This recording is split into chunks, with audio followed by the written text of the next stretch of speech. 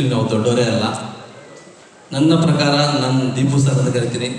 Deepu sir ನಿಜವಾಗ್ಲೂ ನೀವು ಅಭಿನಯದಲ್ಲಿ ಅಭಿನಯ ಚಕ್ರವರ್ತಿ, ಗುಣದಲ್ಲಿನೂ ನೀವು ಚಕ್ರವರ್ತಿ.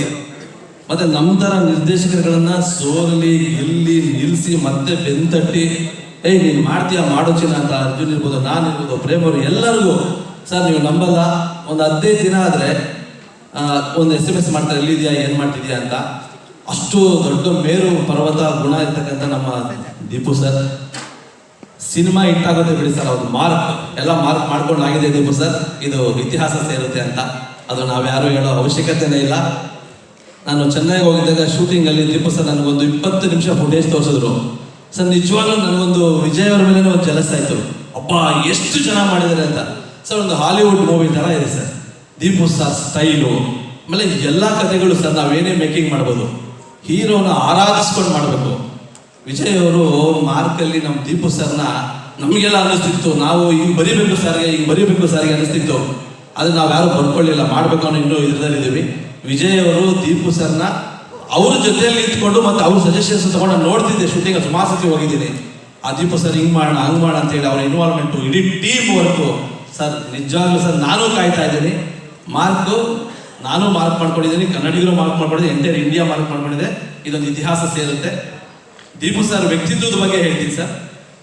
ನಾನು ಯಾವಾಗ ಮನೆಗೆ ಹೋದ್ರೂ ಎಷ್ಟೋ ಜನಕ್ಕೆ ಗೊತ್ತಿಲ್ಲ ಅನ್ನೋದಕ್ಕೆ ಹೇಳ್ತೀನಿ ಸರ್, ಕಾಫಿ ಕುಡಿತೀಯಾ ಟೀ ಕುಡಿತೀಯಾ ಚಿನ್ನ ಅಂತಾರೆ ಸರ್. ನಾವು ಪರವಾಗಿಲ್ಲ ಸರ್ ಅಂತೀವಿ. ನಾವು ನೋಡಿದ್ರೇ ಭಯ ನಮ್ಗೆ, ಅವ್ರು ಮಾತಾಡೋದೇ ಒಂದು ಖುಷಿ, ಆ ಥರ ಬೆಳೆದವ್ರು ನಾವು ಸರ್. ಯಾವ್ದು ನೀನು ಹೊಟ್ಟೆ ಡಸ್ಟ್ಬಿನ್ನ, ಕಾಫಿ ಕುಡಿತೀಯಾ ಟೀ ಕುಡಿತೀಯಾ ಸರ್, ಈ ಥರದೊಂದು ಕ್ಯಾರೆಕ್ಟರ್ ಮಿಸ್ಟರ್ ಪರ್ಫೆಕ್ಟ್ ಆದರೆ ನಮ್ಮ ದೀಪು ಸರ್.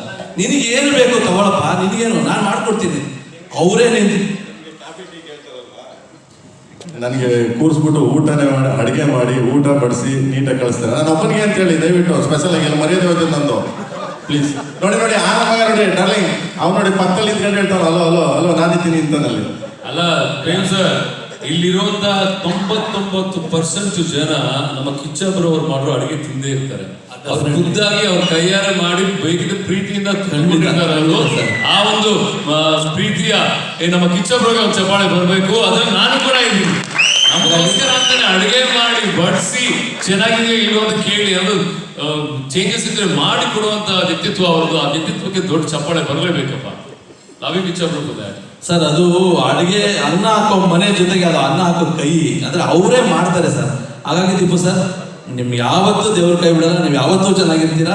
ನಿಮ್ಗೆ ಏನು ಸರ್ ನಾವೆಲ್ಲ ಹೇಳೋದು, ನೀವು ಆಲ್ರೆಡಿ ಸರ್ ಈಗ ರಾಜಮೌಳಿ ನೀವು ಮೇರು ಪರ್ವತ ಸರ್. ನಾವು ಮಾತಾಡೋಂಗಿಲ್ಲ, ಹೇಳಿದ್ರೆ ಇದು ಹೊಗಳಿಕೆ ಅಂತ ಏನಿಲ್ಲ ಸರ್, ಎಲ್ಲರಿಗೂ ಗೊತ್ತು.